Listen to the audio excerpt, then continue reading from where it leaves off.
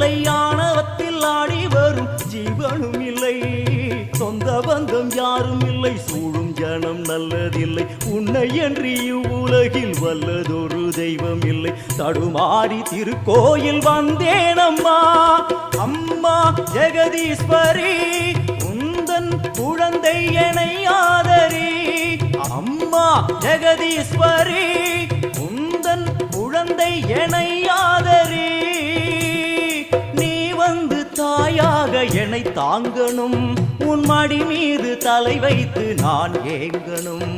சலனங்கள் இல்லாமல் மனம் தூங்கணும், மனம் தூங்கணும், மனம் தூங்கணும். எங்களுக்கு குறையும் உண்டு, அதனை நான் அழுது சொல்லலாமா?